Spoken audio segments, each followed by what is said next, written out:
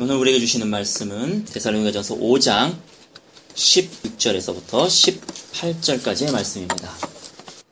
우리 한 목소리로 같이 봉독하겠습니다. 항상 기뻐하라. 쉬지 말고 기도하라. 범사에 감사하라. 이것이 그리스도 예수 안에서 너희를 향하신 하나님의 뜻이니라. 아멘. 성경에 하나님의 뜻이니라, 이것이 하나님의 뜻이니라 라고 하는 부분이 세 구절이 있습니다.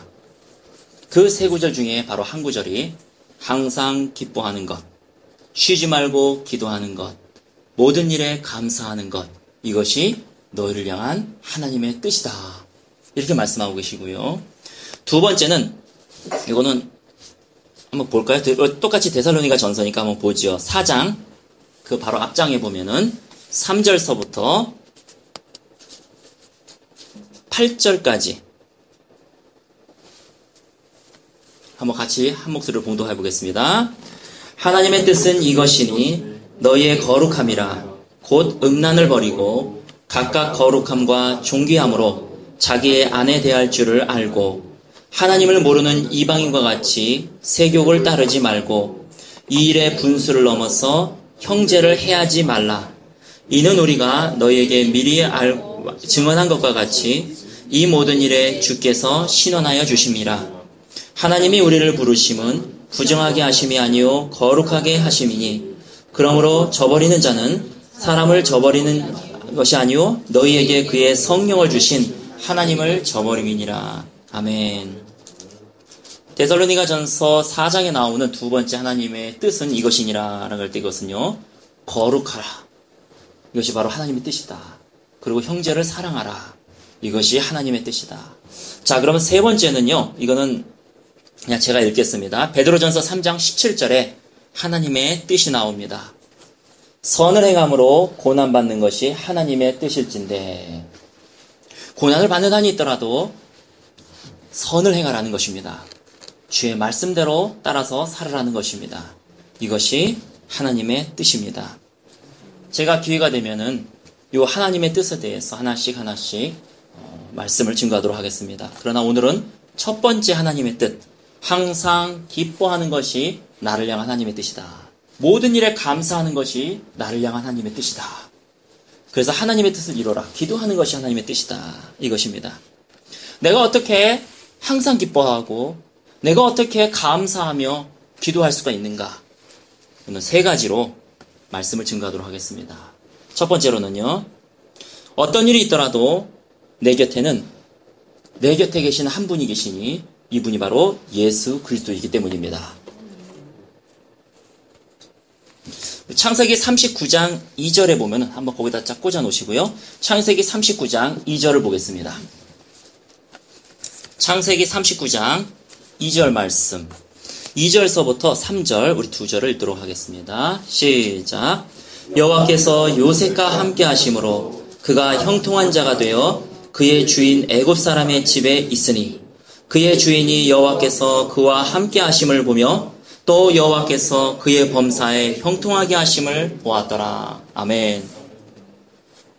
요셉이 자기 형제들에게 배신을 당합니다. 여러분, 배신 중에서 가장 큰 배신이 뭐냐면요, 배신 당할 사람에게 배신을 당한 건 그냥 아무것도 아닌데 내 형제에게 당한 배신, 내 가족에게 당한 배신, 가장 가깝다라고 생각했던 그 사람에게부터 배신을 당한 경우에는 너무나 치가 떨리고 너무나 마음이 괴롭습니다. 바로 요셉이 이와 같이 그 당시에 지금의 미국과 같은 그 당시에 가장 세계를 점령했던 나라 이집트로 팔려가게 되는 것이죠. 그것도 형들이 팔았습니다. 마음속에 얼마나 괴로움이 있었겠습니까? 그런데 그 괴로움도 잠시 말이 통하지 않는 거예요.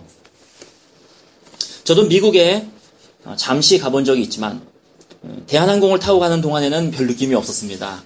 스튜어디스도 한국말 할 줄 알고 옆에가 다 한국 사람이었기 때문에. 근데 실제적으로 달라스 공항에 딱 내려서, 달라스도 한인들이 많이 산다고 하는 그런 지역임에도 불구하고 거기서 그 딱 통과를 하니까 내 주위에는 한국 사람이 한 사람도 없는 거예요. 우리 가족 외에는. 화장실을 가고 싶어도 영어를 사용하지 않으면 또 영어를 알아듣지 않으면 안 됩니다. 그때 듣기 평가에서 했던 뭐 turn right, turn left 이게 실질적으로 살아남기 위해서 사용하는 그런 언어가 돼버렸는데 요셉도 마찬가지입니다. 그 당시 이집트로 갔을 때 말도 통하지 않냐고 고향을 그리웠을 것이고 엄청나게 괴로웠을 것입니다. 그렇지만 하나님이 뭐라고 말씀하시냐면 2절에 그가 형통한 자가 되었다라고 성경은 말씀하고 계십니다. 분명히 환경적으로 봤을 때는 그는 형통한 자가 아닙니다. 그는 쓰러지기 일부 직전인 사람이지만 중요한 것은 환경이 좋으냐 나쁘냐가 성경이 말하는 형통의 기준이 아닙니다. 성경이 말하는 형통의 기준은 하나님이 함께하고 계시느냐, 함께 하시지 않느냐, 그것이 바로 형통의 기준인 것입니다.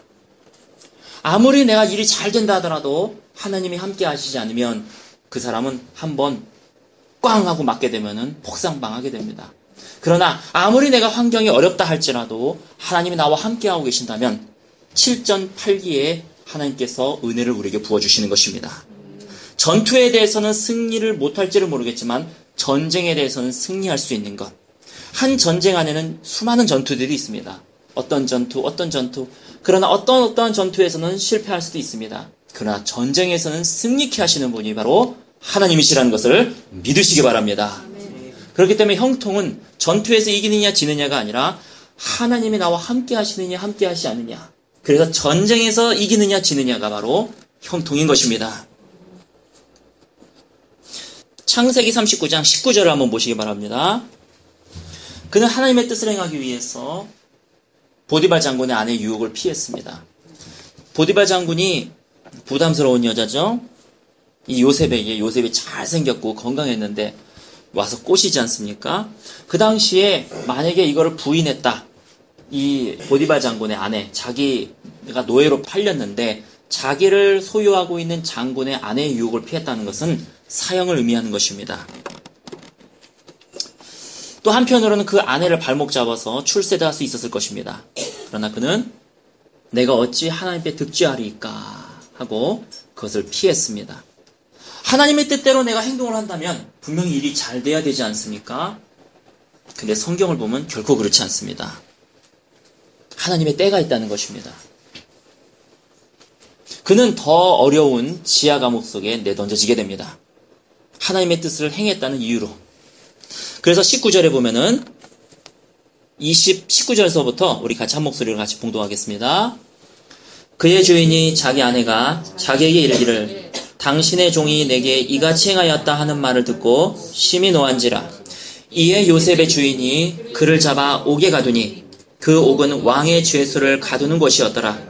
요셉이 옥에 갇혔으나 여호와께서 요셉과 함께 하시고 그에게 인자를 더하사 간수장에게 은혜를 받게 하시매 간수장이 옥중 죄수를 다 요셉의 손에 맡김으로 그 재반 사물을 요셉이 처리하고 간수장은 그의 손에 맡긴 것을 무엇이든지 살펴보지 아니하였으니 이는 여호와께서 요셉과 함께 하심이라. 여호와께서 그를 범사에 형통하게 하셨더라. 아멘. 여기에 지하 감옥은 한 번 들어가면 기약이 없이 무기징역의 지하 감옥입니다. 햇빛도 한 점 들어오지 않는 그런 지하 감옥입니다. 지금 아우지 탄광과 같은 그런 곳입니다. 그러나 여호와께서 그와 함께하고 계셨다. 그로 인해서 그가 거기서 다시 또 일어서서 형통할 수가 있었다는 것입니다. 그 다음에 여러분이 알다시피 하나님의 때가 되자 결국 그는 국무총리로 세움을 받게 되는 것이죠. 결국 전쟁에서 결국은 승리하게 되는 것입니다. 요한 3서 1장 2절에 사랑하는 자여 당신의 영혼이 잘됨과 같이 당신이 모든 일에 잘되고 육체가 강건해지기를 내가 간구합니다. 그래서 소위 어떤 곳에서는 삼박자 축복 이렇게 얘기하는데 영혼이 잘돼. 그 영이 잘 되면 모든 일도 잘 되게 될 것이고 그 다음에 몸도 강건하게 될 것이다 라고 하는 말입니다. 이 말씀은 하나님의 영이 잘 되는데 내 영혼이 잘 되는 데에 가장 우선순위를 두어라 라는 말이 되는 것입니다. 이 우선순위가 뒤바뀌게 되면은요 안 된다는 것이에요.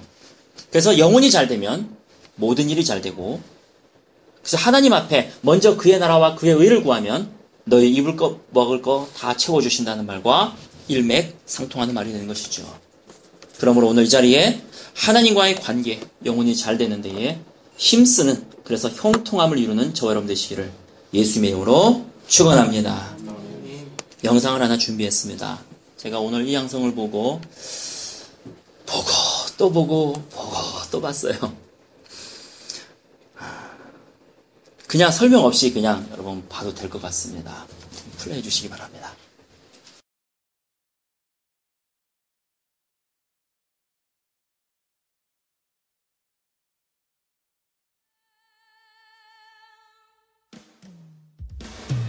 When you walk through the cloudy days, he said, I'll be the one to be your king. When you need someone to share your love, he said, I'll be the one to be your love. So smile and look at me, and I will tell you what. Everybody's passing through this way. So have faith and be told you can't stop. Now is the start. This is the way. I know you.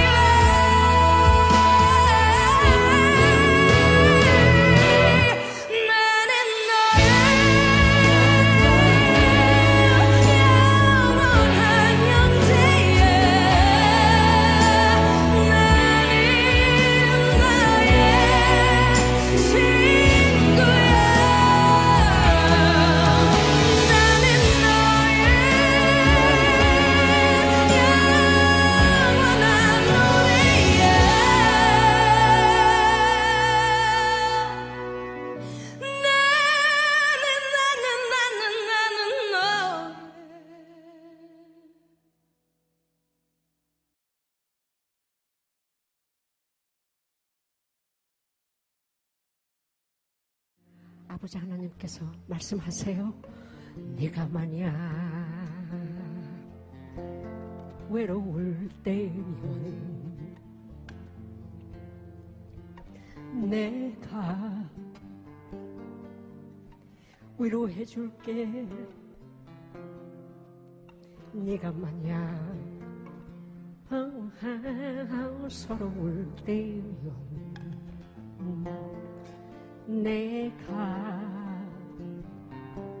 눈물이 되리. 어두운 밤 험한 길 걸을 때 내가 너의 등불이 되리. 고전하고 쓸쓸할 때 내가 너의 헛되리라. 나는 너의 영원한 형제야.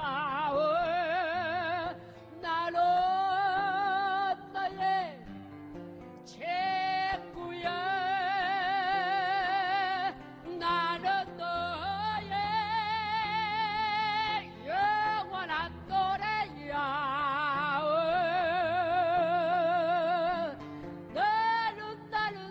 나는 너의 기쁨이야.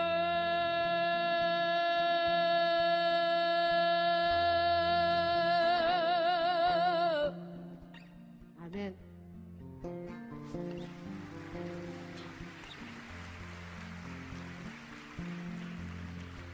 근데 그 당시에는 제가 한국말로 가사를 안 만들었어요. 주님께서 저한테 하신 말씀은 When you walk through a cloudy day, 앞이 안 보이고 캄캄하냐? I'll be the one to be your cane.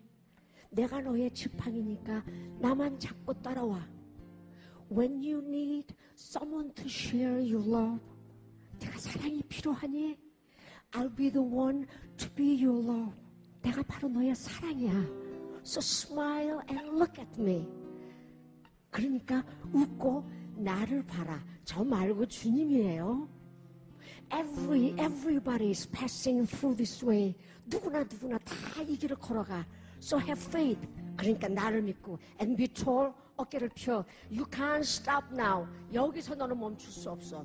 Now is the start. 지금이 시작이고 and this is the way. 이 길이고 and the only way. 이 길 하나뿐이야. We've got to march. Go to high up there. 주님께서 말씀하세요. 내 손을 잡아라. 이 험하고 아픈 세상을 같이 걸어가자. 왜냐하면 He is the start. 나의 아버지는 시작이요, 길이요, 진리요 하시는 말씀이에요. When you walk through the cloudy days, He said, I'll be the one to be your king. When you need someone to share your love, He said, I'll be the one to be your love. So smile and look at me. I'll tell you what. Everybody's passing through this way. So have faith and be tall.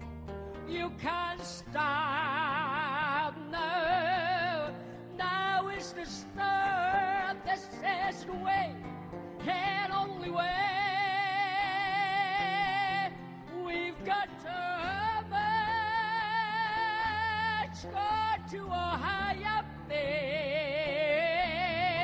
Hey, yes, the start, and hey, yes, the way, and only way. None of the what I thought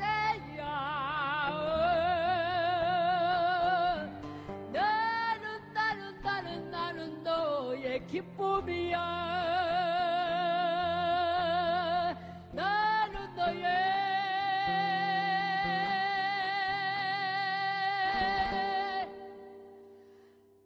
만약 내가 외로울 때면 누가 나를 위로해 주지?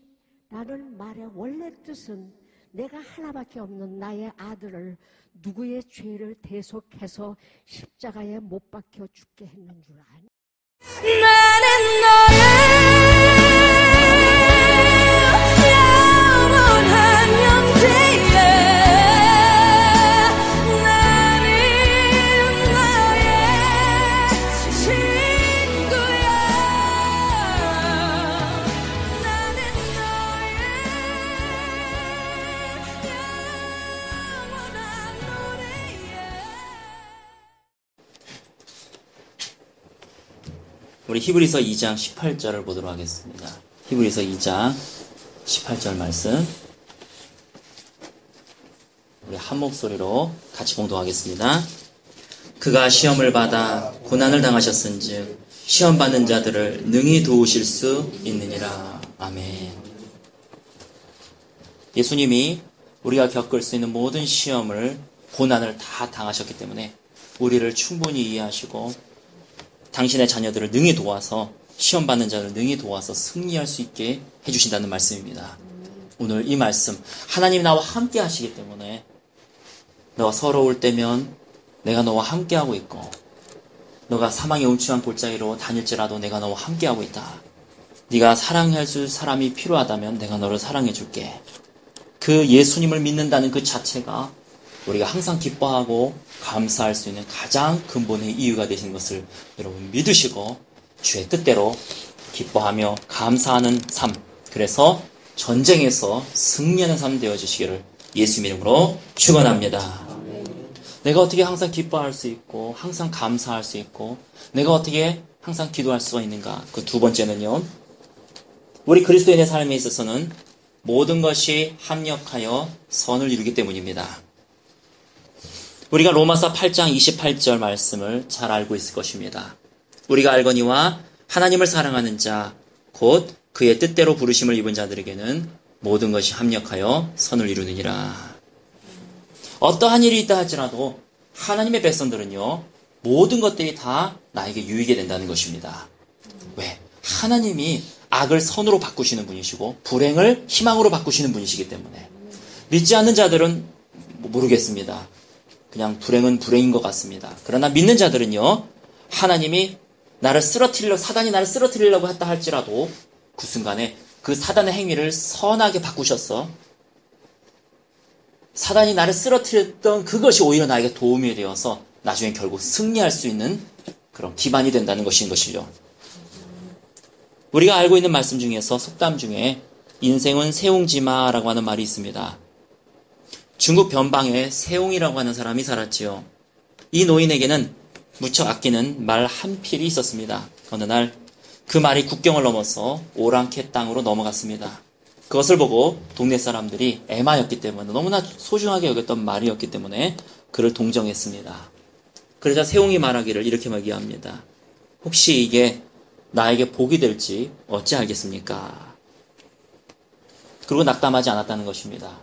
2달 정도가 지나갔을 때에 도망갔던 말이 명말인 준말을 데리고 다시 되돌아왔습니다. 세용이는 가만히 앉아있다가 준말 한 피를 더 얻은 것이지요. 이번에도 동네 사람들이 앞다투어 와서 축하해 주었습니다. 그러나 세용은 전혀 기뻐하는 기색이 없이 이렇게 얘기했습니다. 혹시 이게 나에게 화가 될지 어찌 알겠습니까? 조금 있다가 말타기를 좋아하는 세용의 아들이 있었습니다. 새로운 준말을 타다가 그만 떨어져서 다리가 부러지게 되었습니다. 이 소식을 들은 동네 사람들이 역시 세용을 동정했지요. 그리고 세용이 이번에도 전혀 낙심하지 않고 이렇게 얘기합니다. 혹시 이게 복이 되려는지 내가 어떻게 알겠습니까? 조금 있다가 그 나라에 전쟁이 터져서 오랑캐가 쳐들어오게 되었습니다. 이때 그 마을의 많은 장정들은 다 전쟁터로 끌려가서 전쟁터에 나간 젊은이들이 모조리 전사하고 말았습니다. 그러나 오직 세옹의 아들, 다리가 부러진 이 세옹의 아들만은 전쟁터에 나가지 못했습니다. 그래서 이것이 다시 그에게 복이 되었다는 얘기입니다. 그래서 인생은 사용지마다. 그러나 저는 이 말을 이렇게 바꾸고 싶습니다. 그리스도인인 우리의 인생은 모든 것이 합력하여 선을 이룬다. 그렇게 우리의 기쁨도 의미가 있지만 우리의 슬픔도 의미가 있습니다. 그러기에 우리의 행복도 의미가 있지만 우리의 고난도 의미가 있다는 것입니다. 우리는 종종 우리 인생의 의미를 찾지 못해 포기하기도 하고 좌절하기도 하고 절망하기도 합니다. 그러나 그리스도인인 우리의 인생은 하나님 앞에서 모든 것이 합력하여 선을 이루기 때문에 우리에게 있는 모든 순간순간이 다 나에게 유익함이요 밑거름이 되는 것이요 나에게 하나님의 은혜인 것입니다. 다시 요셉의 얘기를 되돌아가서 요셉은 아마 그가 바로 국무총리가 됐었으면 그는 아무런 행정이나 아무런 재정이나 아무것도 그는 할 수 없었을 것입니다. 그가 보디발 장군의 집에 팔려갔을 때 거기서 보디발 장군이 이 요셉에게 모든 돈을 관리하는 법, 노예를 관리하는 법, 집안의 모든 사물을 다 담당케 했습니다. 그는 거기서 경제를 배웠습니다. 매니지먼트를 배웠습니다. 경영을 배웠다는 것입니다. 그가 거기서 경영을 배우지 않았다면은 그는 국무총리가 되었을 때 아무 일도 행할 수가 없었을 것입니다. 보디발 장군의 집에 팔려갔을 때에 낙심해서 절망했다라면 그는 국무총리가 될 수 없었겠지만 하나님이 나와 함께 하신다는 것을 믿고 주님 안에서 다시 감사하며 기뻐하며 찬양했을 때에 그가 거기서 겪었던 모든 일들은 실제적으로 배움의 터가 되었다는 것입니다. 그가 보디발 장군의 집에서 바로 국무총리가 됐었으면 얼마나 좋겠습니까? 그것이 우리의 생각입니다. 하나님은 그에게 더 가르칠 것이 있었습니다. 왜냐하면 국무총리의 자리는 경영만 한다고 되는 것이 아니기 때문입니다. 아마 눈이 어두운 우리의 시점에서는요. 아니 보디발 장군의 아내의 유혹을 피했는데 왜 더 지하 감옥으로 가야 됩니까? 그것은 우리의 관점일지 모르겠지만 하나님의 관점은 그것이 아니었었습니다. 그가 잡혀 들어갔던 감옥은 정치범들이 수용되는 지금의 아우지탄광과 같은 정치범들이 수용되는 곳이었습니다. 그는 거기서 수많은 정치인들을 관리하게 되었습니다. 그들과 상담을 하기도 하고 그들로부터 결국 그는 그 정치범 수용소에서 정치를 배우게 됩니다. 경제와 경영과 정치를 연마한 그 요셉이 30살이 되자 하나님의 때에 국무총리로 하나님께서 세우신 것입니다. 여러분, 이집트 역사를 보면은요, 언제부터 중앙집권체제가 되었느냐. 그 이전까지는요, 왕이 세력이 약했습니다. 그래서 소유주들, 토지의 소유주들을 컨트롤을 못했어요. 근데 어느 순간서부터인가 땅이 다 나라의 소유주가 됩니다. 그리고 그 땅 주인들이 다 귀족으로 변합니다. 그때가 바로 역사적으로 요셉의 시대입니다. 그것이 창세기 40장 이후에 어떻게 요셉이 정치와 경영을 통해서 이집트의 모든 땅들을 다 왕의 소유로 만들었는지가 나오게 됩니다. 7년 풍년, 7년 흉년을 통해서. 그렇게 훌륭했던 사람이 바로 유대인인 요셉이었던 것입니다. 우리의 생각과 하나님의 생각은 이처럼 다른 것입니다.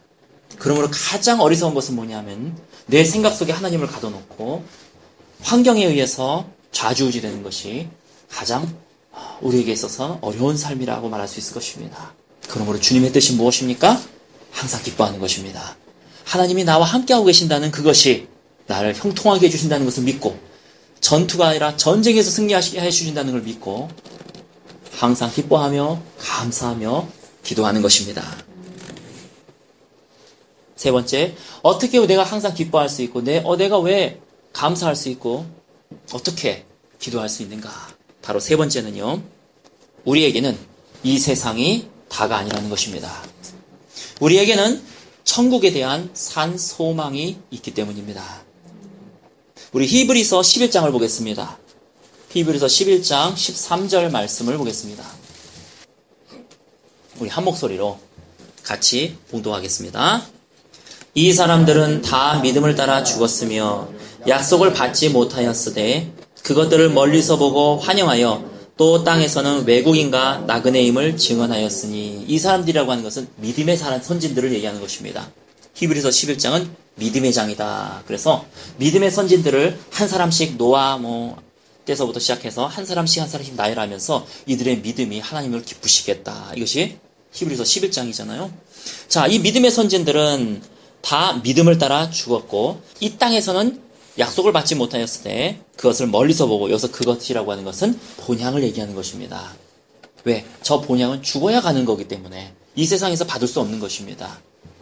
그것들을 멀리서 보고 환영하여 땅에서는 외국인과 나그네임을 증언하였으니, 우리가 항상 알아야 될 것은요, 우리의 본향은 여기가 아니라는 것입니다. 여기는 허상이라는 것입니다.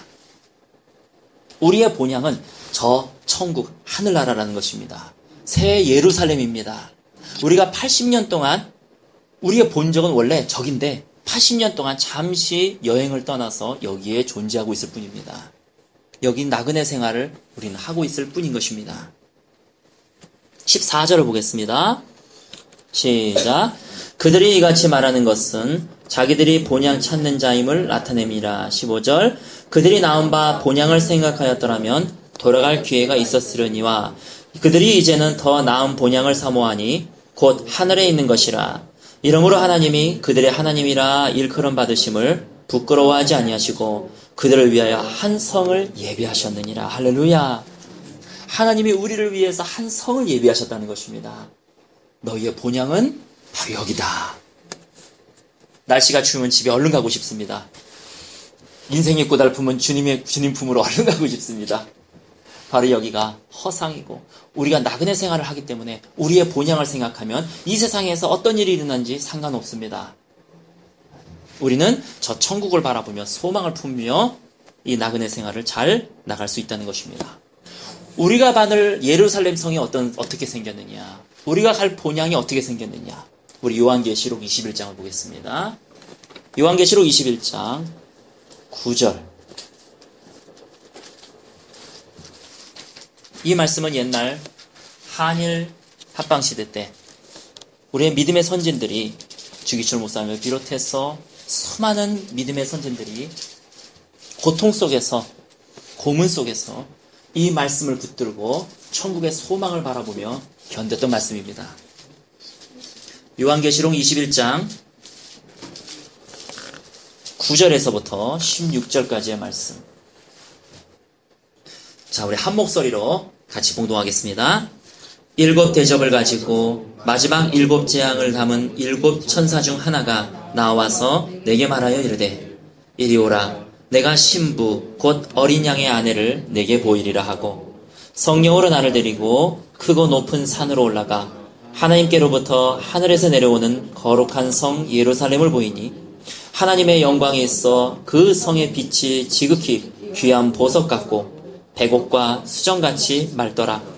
크고 높은 성곽이 있고 12문이 있는데 문에 12천사가 있고 그 문들 위에 이름을 썼으니 이스라엘 자손 12지파의 이름들이라. 동쪽에 세 문, 북쪽에 세 문, 남쪽에 세 문, 서쪽에 세 문이니 그 성의 성곽에는 12 기초석이 있고 그 위에는 어린 양의 12사도의 12 이름이 있더라. 내게 말하는 자가 그 성과 그 문들과 성곽을 측량하려고 금 갈대자를 가졌더라. 그 성은 네모가 반듯하여 길이와 너비가 같은지라. 그 갈대자로 그 성을 측량하니 12,000 스타디온이요 길이와 너비와 높이가 같더라. 아멘. 스타디온이라고 했을 때 한 스타디온은 192m, 약 200m를 한 스타디온이라고 합니다. 여러분이 스테디움이란 말이 있죠? 경기장, 스테디움. 여기서 스타디온, 약 200m 정도, 200m 정도, 그렇죠? 여러분이 생각하면 됩니다. 그럼 12,000 스타디온은 어느 정도냐? 약 24,000km. 맞나요? 2,400km인가요? 헷갈린다. 한 스타디온이 200m야. 그럼 12,000 스타디온은 얼마야? 2,400km 맞죠? 2,400km. 2,400km다 그러면은 미국 땅보다 더 큰가요? 상당히 큽니다. 자, 21절에서 26절 같이 한 목소리로 봉독하겠습니다. 거기 어떻게 되어 있는가? 시작. 그 12문은 12진주니 각 문마다 한 개의 진주로 되어 있고 성의 길은 맑은 유리 같은 정금이더라. 금으로 성의 길을 놓았습니다. 22절. 성 안에서 내가 성전을 보지 못하였으니 이는 주 하나님 곧 전능하신 이와 및 어린 양이 그 성전임이라. 23절. 그 성은 해나 달의 비침이 쓸데없으니 이는 하나님의 영광이 비치고 어린 양이 그 등불이 되시니라. 만국이 그 빛 가운데로 다니고 땅의 왕들이 자기 영광을 가지고 그리로 들어가리라. 낮의 성읍들을 도무지 닫지 아니하리니 거기에는 밤이 없음이라. 사람들이 만국의 영광과 존귀를 가지고 그리로 들어가겠고 무엇이든지 속된 것이나 가증한 것 또는 거짓말하는 자는 결코 그리로 들어가지 못하되 오직 어린 양의 생명체에 기록된 자들만 들어가리라. 그 다음 장을 한번 볼게요. 22장 1절에서부터 6절까지 계속 우리가 갈 본향을 묘사하고 있습니다. 자, 봉독하겠습니다. 또 그가 수정같이 맑은 생명수의 강을 내게 보이니 하나님과 및 어린 양의 보좌로부터 나와서 길 가운데로 흐르더라. 강 좌우에 생명나무가 있어 12가지 열매를 맺되 달마다 그 열매를 맺고 그 나무 이깃사귀들은 만국을 치료하기 위하여 있더라. 다시 저주가 없으며 하나님과 어린 양의 보좌가 그 가운데 있으리니 그의 종들이 그를 섬기며 그의 얼굴을 볼 터이요 그의 이름도 그들의 이마에 있으리라.